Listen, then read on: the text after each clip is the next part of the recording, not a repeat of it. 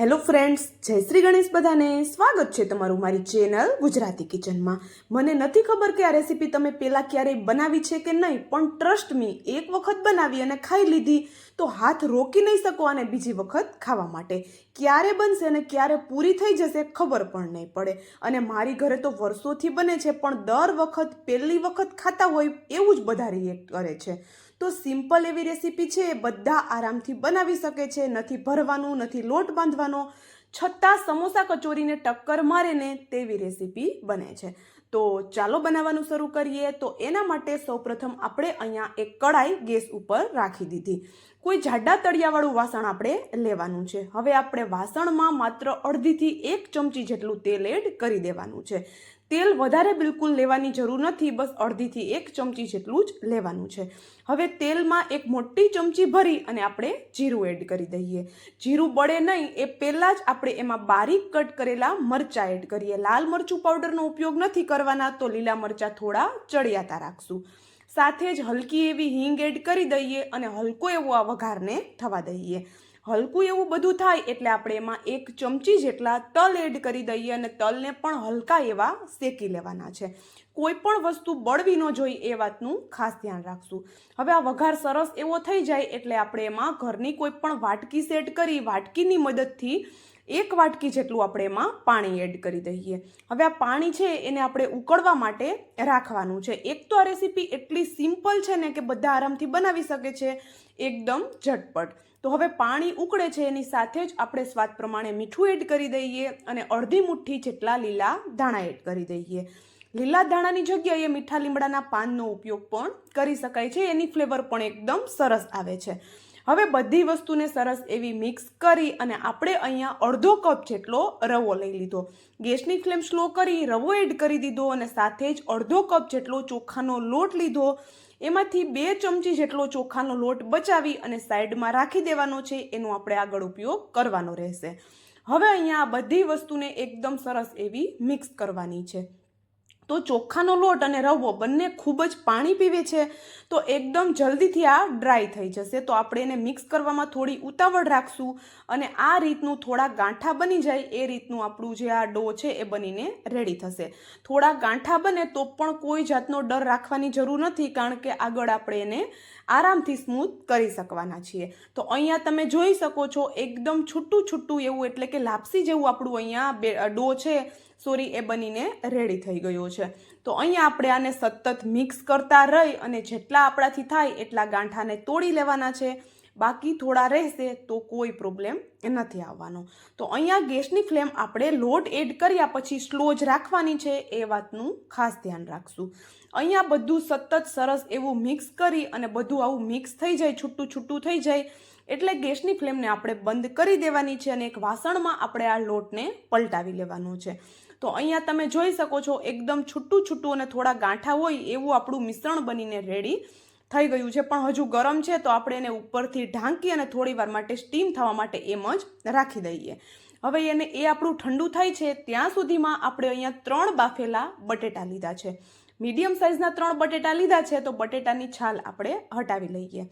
પહેલેથી જો તમારી પાસે બાફેલા બટેટા પડ્યા હોય તો એનો ઉપયોગ પણ તમે કરી શકો છો. અને હા ફ્રેન્ડ્સ, જો બટેટાની છાલ હું હટાવું છું ત્યાં સુધીમાં હું તમને યાદ દેવડાવી દઉં કે વિડીયો તો તમે જોવો છો પણ તમે લાઇક કરવાનું ભૂલી જાઓ છો. તો જો તમને વિડીયો થોડો પણ પસંદ આવતો હોય તો વિડીયોને લાઇક, શેર અને જો ચેનલ પર નવા હોય તો જલ્દીથી ચેનલને સબસ્ક્રાઈબ કરી લેજો આવા જ નવા અને એકદમ સિમ્પલ એવા વિડીયો જોવા માટે. તો અહીંયા બટેટાની છાલ આપણે હટાવી અને આપણે એને જે આદુ ખમણવાની ખમણી હોય એની મદદથી ખમણી લેવાનું છે. તમે મેસરથી પણ આને મેશ કરી શકો છો, પણ કોઈ મોટા ગાંઠા ન રહે એ વાતનું ખાસ ધ્યાન રાખશું. અહીંયા બટેટા છે એને પણ આપણે મેશ કરી સાઈડમાં રાખી દીધા. ત્યાં સુધીમાં આપણો લોટ છે એ પણ હલકો ઠંડો થઈ ગયો છે અને હલકો સ્ટીમ પણ એની ગરમીમાં જ થઈ ગયો છે, કારણ કે આપણે એને ઉપરથી કવર કરી દીધો હતો.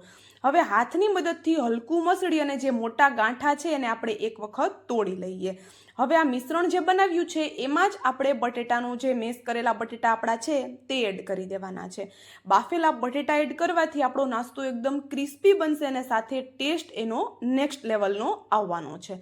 હવે અહીંયા વધારે કોઈ મસાલા એડ નથી કરવાના, બસ તીખાસ માટે અને થોડી ફ્લેવર માટે આપણે ફ્રેશ વાટેલા મરીનો પાવડર એડ કરશું. બીજા કોઈ મસાલા આપણે એડ કરવાના નથી. એકદમ ઓછા મસાલા સાથે જ આ એકદમ ટેસ્ટી બને છે.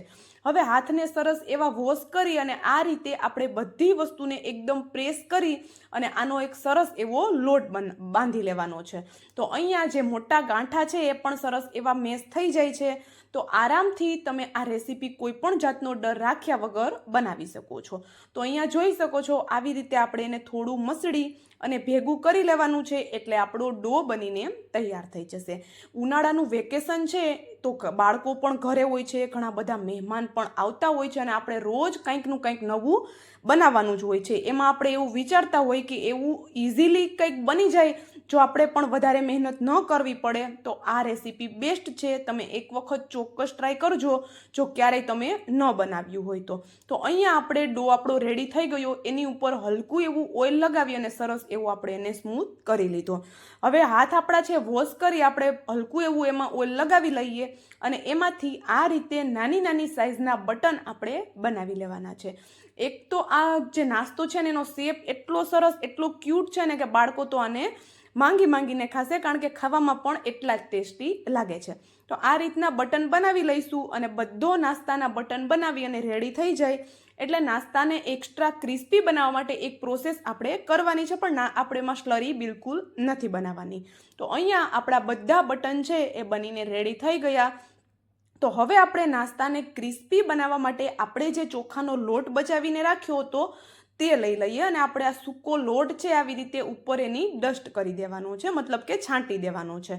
તો અહીંયા આ રીતે સરસ એવો બધા જે આપણી બટન છે એની ઉપર લોટ આવી જાય એ રીતે સરસ એવો છાંટી દઈશું અને હાથની મદદથી કે પછી પ્લેટને આ રીતે આપણે ફેરવશું એટલે બધા બટન ઉપર સરસ એવા લોટની એક સરસ એવી કોટિંગ થઈ જશે.